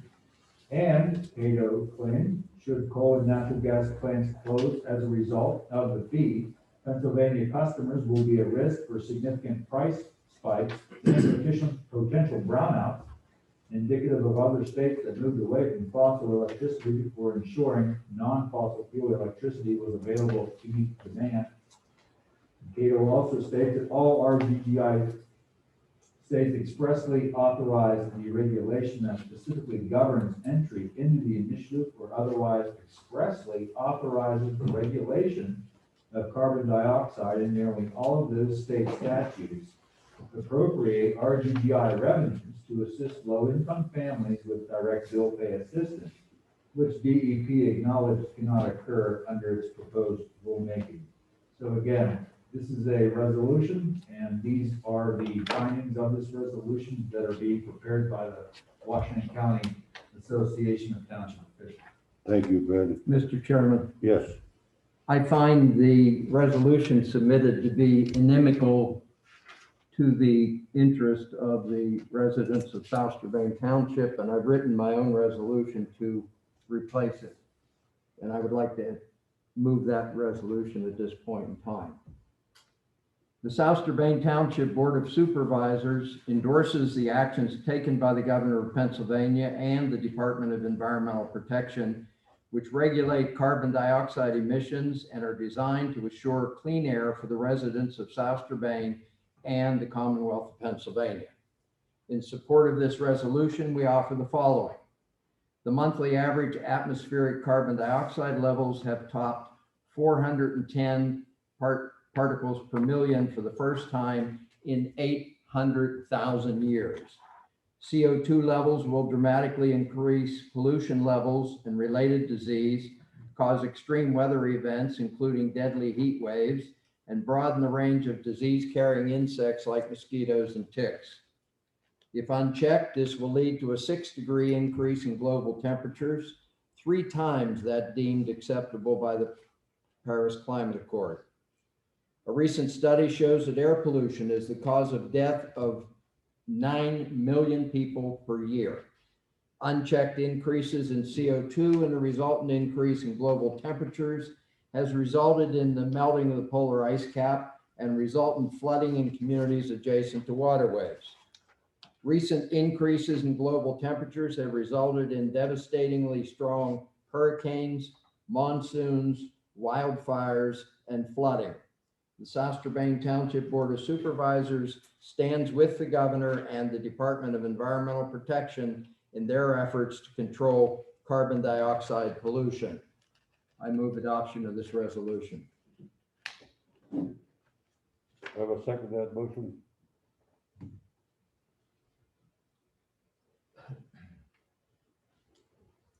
Motion dies for lack of a second. Let's go back to the original one here. I'll read it again. Motion approving a resolution urging Pennsylvania's Independent Regulatory Review Commission to reject the proposed carbon dioxide budget trading program regulation as part of the regional greenhouse gas initiative. Brandon, this group that is presented, who's in this group, this West Warren County Association? Is it all the townships in Washington County, or some of them, or what? Yes, this is a group that represents the townships in Washington County. And how they feel? They feel that to reject this. Yeah, they feel that they have sent us this resolution rejecting, or they sent us the resolution in opposition to the program. Okay, is this their executive board, or is this? This is their executive board. Okay. Not all townships necessarily in the county are expressly saying this, but this is WCATO executive board. Who basically speaks for the county. Who would speak for the organization. Okay. All right. All right, let's go back to the original motion, see how the board feels about the original motion. Mr. Chairman? Yes, go ahead. I make a motion to approve the resolution. Okay, okay. Do we have a second to it? I'll put a second to it just for discussion. So let's discuss it. We already heard from Mr. Burns how he feels about it. Mr. Murphy, do you have anything to say to it, speak to it? No, because I'd rather table and bring it up again so I could actually read it and understand it. And that's okay. Because I read it, Brandon just read it to me, but I still don't understand it. I don't understand the reason for what it's doing, what it's doing for our township. Well, one of the things that I don't understand, okay, let's say you have a coal or natural gas power plant. So you're going to put a tax on carbon emissions. That's not fixing the problem. It's kind of like when Biden, he stopped the pipeline. You probably all know about that. He did not fix the problem. You don't have anything to replace it. If you had solar power or wind power or something to replace it, go ahead and do it. But you can't just say, I'm going to tax that problem. That doesn't fix it. So I'd go ahead and approve this. Fix the problem first. Develop some alternate form of energy. And then you can move forward with this. But if you have no alternate form of energy, look what happened in California. It just doesn't work. You have to develop an alternate form of energy first.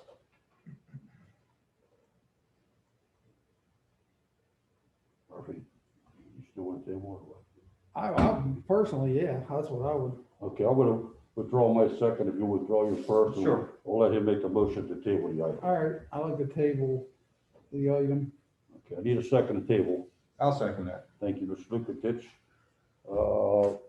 We'll just go ahead and vote that on the tabling. All those in favor of tabling the motion, please indicate by saying aye. Aye. Need a roll call vote, Mr. Stanek. Sure. Mr. Burns. I guess, yes. Mr. Lukatich. Yes. Mr. Murphy. Yes. Chair Weber. Yes.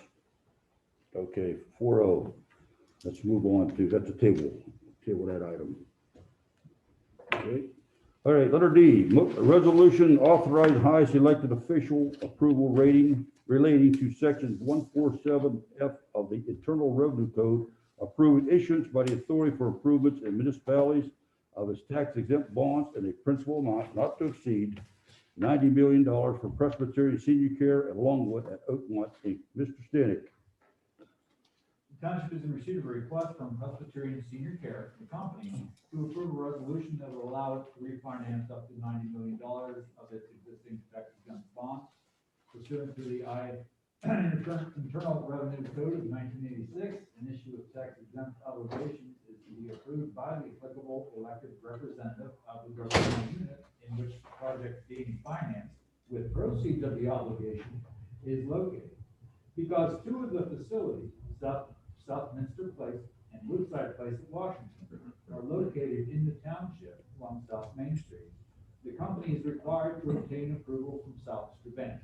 A public hearing, which was held earlier today, I believe, is also required and was held at the Authority for Improvements in Municipalities, which is an authority organized by Allegheny County. The two facilities located in the township are both assisted living facilities designed for assisted living patients and Alzheimer's and dementia patients.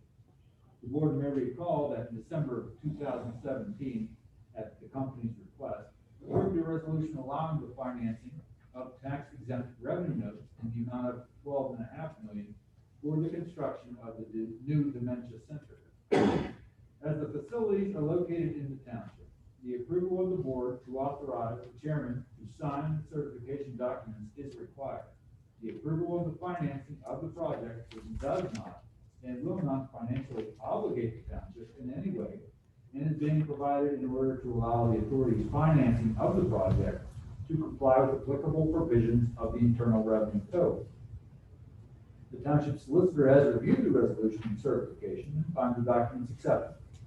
Chris Rail and Mark Stein, both of Eckert Siemens, as well as the company's CFO, Todd Boslaw, are in attendance tonight to address any questions from the board.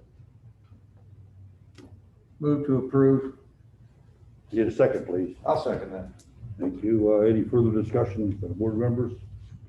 All those in favor of the motion, please indicate by saying aye. Aye. Opposed?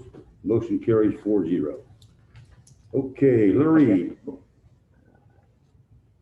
Motion adopting findings of fact and conclusion of law regarding the consideration of an ordinance to rezone a portion of the Pancake neighborhood from C2 General Commercial District to R4 Medium Density Residential District.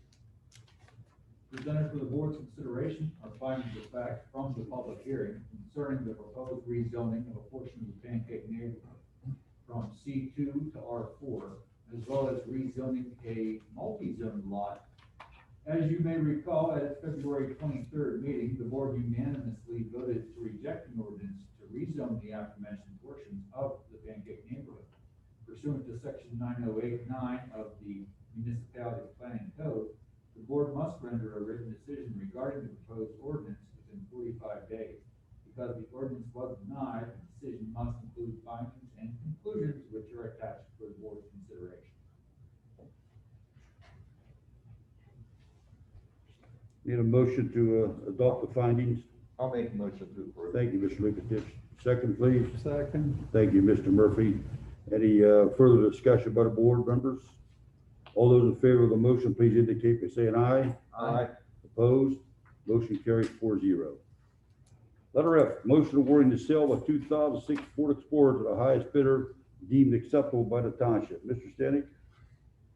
You may recall the board awarded the listing to Mr. Herman Barber of Upper Marlboro, Maryland, for the sale of our 06 Ford Explorer in the amount of $2,900. For failure to make arrangements to come and pick up that vehicle, we relisted it, and we have a winning bid in the amount of $3,002. Mr. Lefebvre, for the next highest bidder, is being asked. And he has 2 weeks to submit payment and remove the vehicle from the township, where we would then go to the next highest bidder. Mr. Nathan Lefebvre is the bidder, right? Yes, he is the winning bidder. He's the winning bidder. Motion to approve. Thank you. Second. Okay, thank you.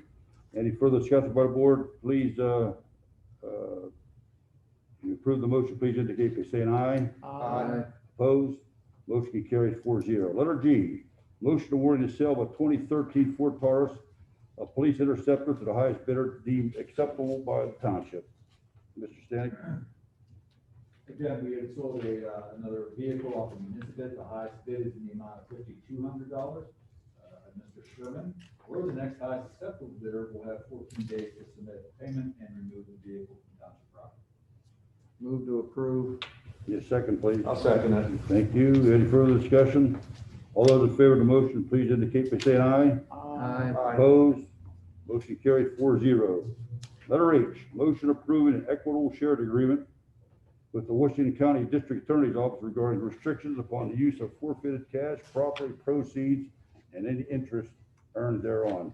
And I think we have Mr. Hill too. I'll take that, sir. Okay. For a number of years, we have participated in the equitable sharing program with the Washington County Office of the District Attorney. He's been out here numerous times to pass off checks. He does split the seized proceeds of drug-related crimes with us 50-50. It's an excellent program. He has asked us to enter into an official agreement. Previously, it was just sort of oral. It spells out what we can use those funds for, and it basically calls out that we have to use them in the same way we use our federally seized drug funds. So it's more of the same. If you're not aware of the proceeds from the program, you did not see me February 25th in the Observer Reporter accepting a check for $11,900 from the Office of the District Attorney. Excellent work by the officers out there. We do seize more than most departments. So I do recommend we enter into the agreement with the Office of the District Attorney. Move to approve. Thank you. I'll second it. Thank you. Discussions before we vote. Chief, once again, congratulations and thank you for a job well done. Keep up the good work. Thank you.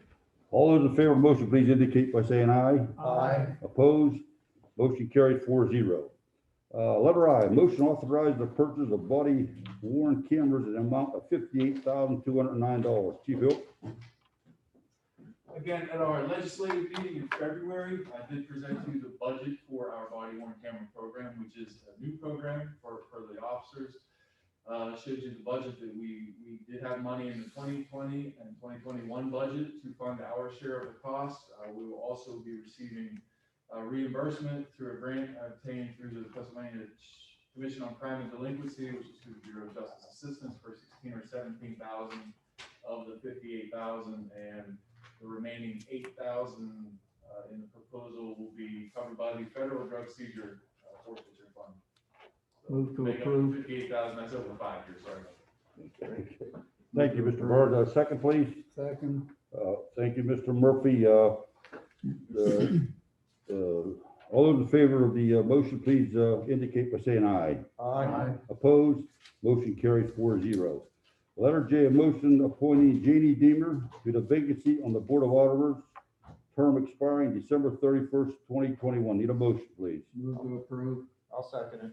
Second. Okay, all those in favor, please indicate by saying aye. Aye. Opposed? Motion carries 4-0. Motion to adjourn. So moved. First and second, Mr. Bernard and Mr. Murphy, all those in favor, say aye. Aye. Opposed? Motion carries 4-0. Thank you for coming this evening, everyone.